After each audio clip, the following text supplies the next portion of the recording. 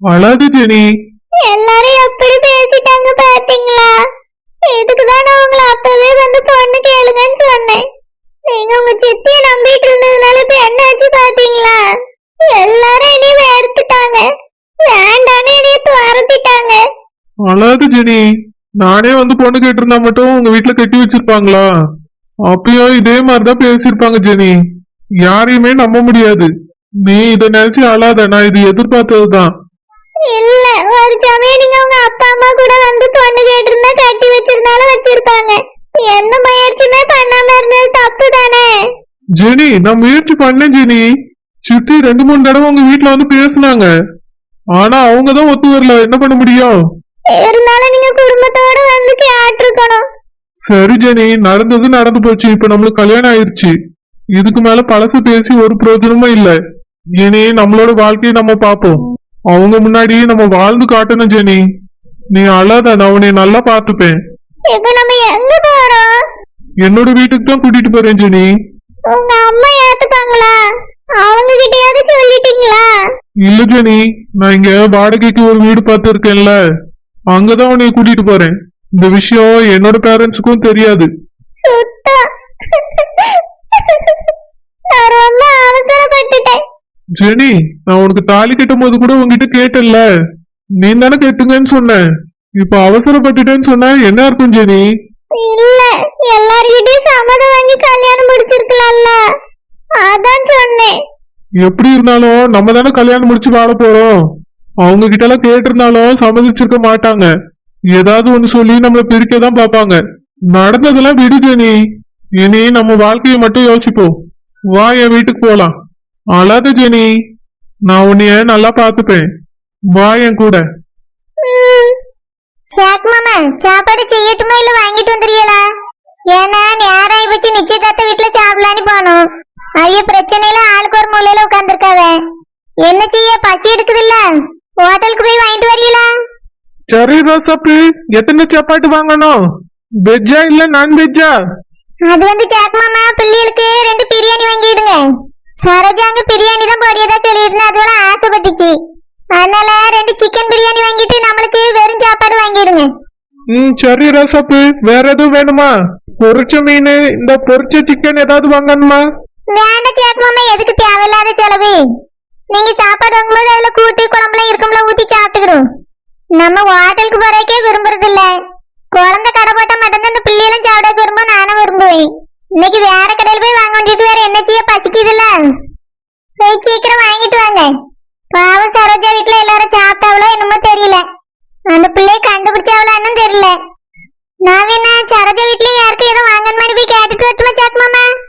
ரோசாப்பு அவிய வீட்டுலதான் சாப்பாடு இருக்குல்ல, சமையல்காரன் செஞ்சுதானே வச்சிருக்கேன், யாருக்குமே குடுக்கல, அவியெல்லாம் சாப்பிடல. ஆமா சாக்கு மாமா, அது அவ்வளவு வேஸ்டா தானே போவோம்.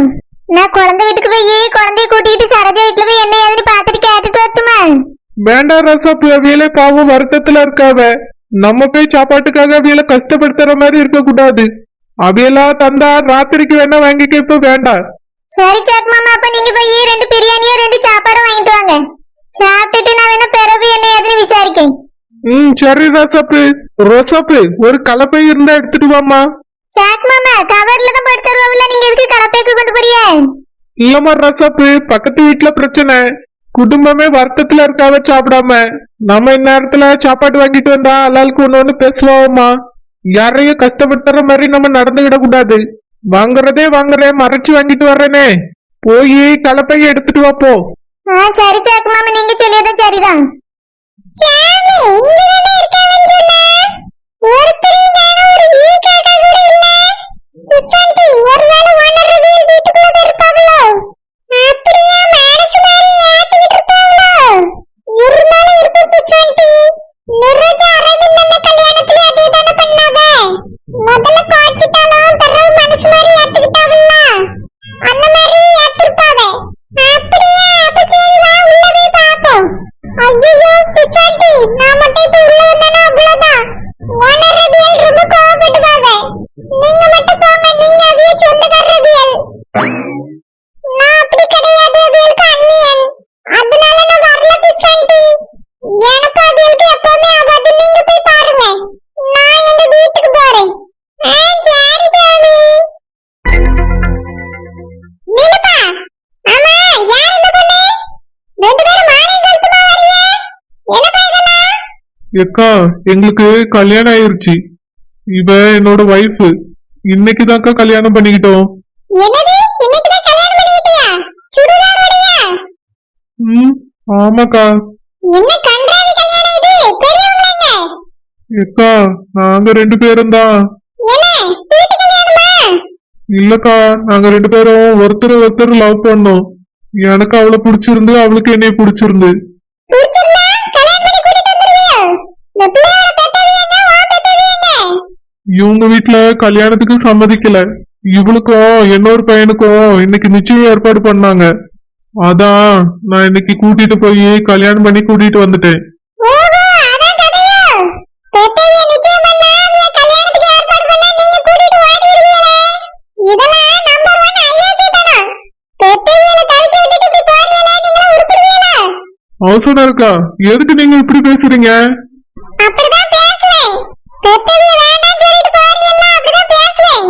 நான் ஒருத்தி பெத்து வச்சிருந்தேன், அவளை இப்படி என்னைய தவிக்க விட்டுட்டு போயிட்டா. நீங்களும் அதே வேலைகளை பார்த்துட்டு வந்திருக்கீங்க. உங்களுக்கெல்லாம் என் வீட்டுல இடம் கிடையாது. மரியாதையா பெட்டி படுக்கையெல்லாம் எடுத்துட்டு கிளம்பிருங்க. ஓனருக்கா, இப்படி திடீர்னு போங்கன்னு சொன்னா நாங்க எங்க போவோம்? எங்க வேணாலும் போ, என் வீட்டுல உனக்கு இடம் கிடையாது. இவளுக்கு தாலி கட்டி கூட்டிட்டு வந்தியா இல்ல சும்மா கூட்டிட்டு வந்தியா யாருக்கு தெரியும்? மாலை போட்டு தாலி கட்டிட்டா உடனே கல்யாணம்னு நீங்களாம் முடிவு பண்ணிடுறீங்க. பெரியவளை மதிக்கிற மனசு உங்களுக்குலாம் கிடையாது. இந்த மாதிரி ஆட்களுக்குலாம் என் வீட்டுல இடம் கிடையாது. மரியாதையா இப்பவே உன் பொருளெல்லாம் எடுத்துட்டு கிளம்பு. ஓனருக்கா, அப்படி சொல்லாதீங்க ஓனருக்கா. ஒரு மாசம் பொறுத்துக்கங்க, நான் வீடு பார்த்துட்டு காலி பண்ணிடுறேன். ஒரு நிமிஷம் கூட நீ இவளை கூட்டிட்டு வீட்டுக்குள்ள போக கூடாது. மரியாதையா பெட்டி படுக்கையை தூக்கிட்டு வெளியே போறியா இல்ல தூக்கி விசிறி அடிக்கட்டுமா? சரிக்கா, போறேன். அட்வான்ஸ்? ஆமா, அட்வான்ஸ் எப்படி 50,000 தந்தா? வெறும் 10,000 தான் தந்தா, அதுவும் 4 மாசம் வாடகை தரல. அதுக்கு சரியா போச்சு. போ போ, உன்னோட பெட்டி படுக்கையெல்லாம் எடுத்துட்டு வெளியே போ. ஏதோ பாம்பத்து உனக்குல வீடு விட்ட மாட்டியா? என்னையதான் சொல்லணும். அக்கா, அதான் போறேன்னு சொல்லிட்டேன்ல, ரொம்ப பேசாதீங்க. என்ன பேச வைக்காம எல்லாத்தையும் எடுத்துட்டு போ. போச்சு, இப்ப இருக்கிறதுக்கு இடம் இல்ல. நம்ம என்ன பண்ணுவோம், எங்க போவோம்? எங்க வீட்டுல உள்ளவங்க சொன்ன மாதிரி நம்ம ரோட்ல தான் போய் வாழ போறோமா? அழாத ஜெனி, நம்ம அப்படிலாம் ரோட்டுக்கு போக மாட்டோம். இப்ப நம்ம எங்க நிக்கிறோம்? உங்களுக்கும் வீடு இல்ல, என்னையும் வீட்டுல சேர்த்துக்க மாட்டாங்க. எங்க வீட்டுலதான் நீங்க வந்து பொண்ணு கேட்கல. அட்லீஸ்ட் உங்க வீட்லயே சொல்லி சம்மதம் வாங்கி இருக்கலாம்ல. எதுக்கு இப்படி பண்ணீங்க? ஜெனி, நம்மளுக்கு இவ்வளவு சீக்கிரமா கல்யாணம் நடக்கும்னு நான் நினைச்சு கூட பாக்கல ஜெனி.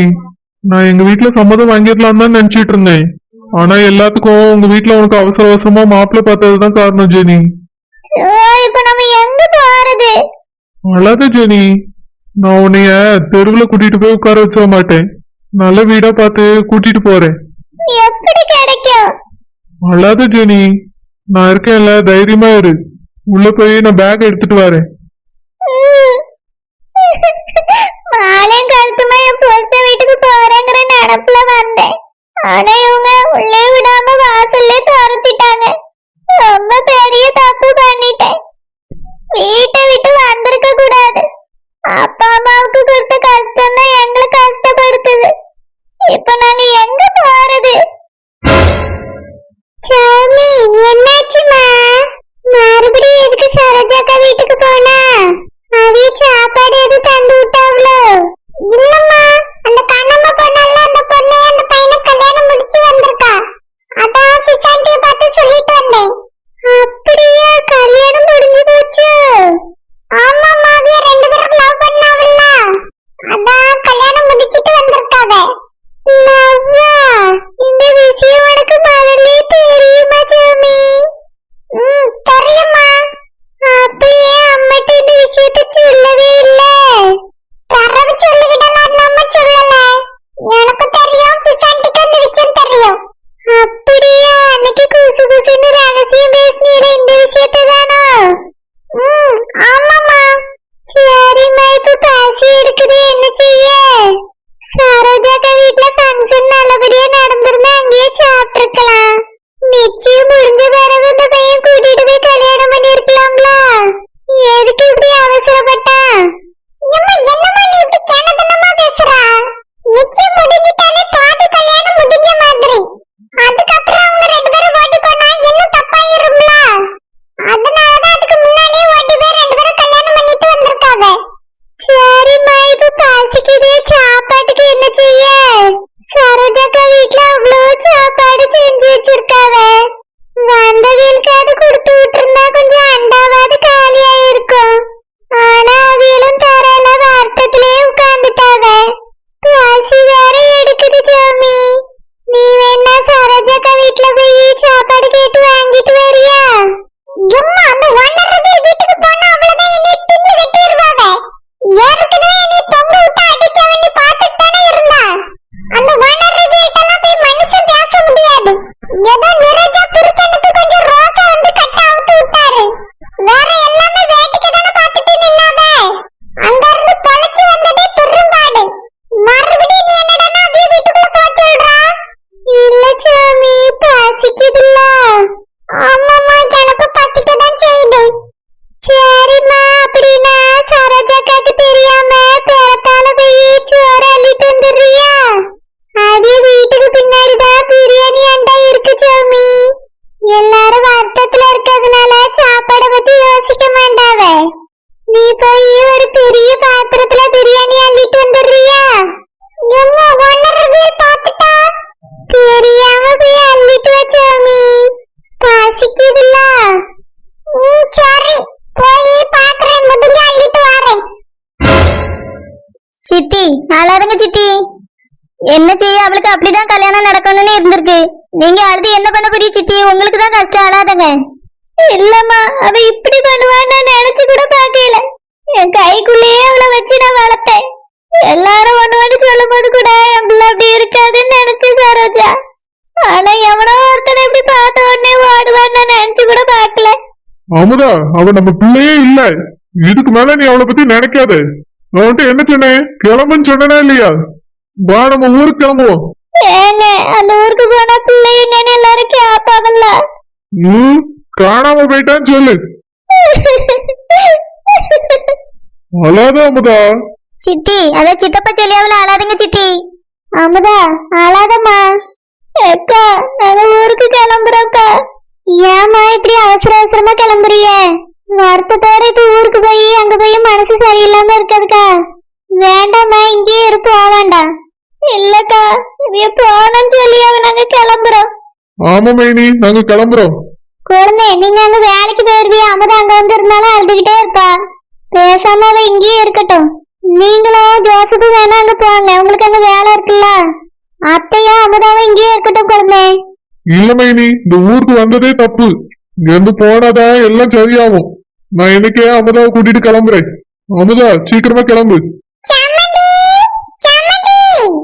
பேதி எடுப்பா மீன்காரி மறுபடியும் வந்துட்டாளா? எவ்வளவு தைரியம்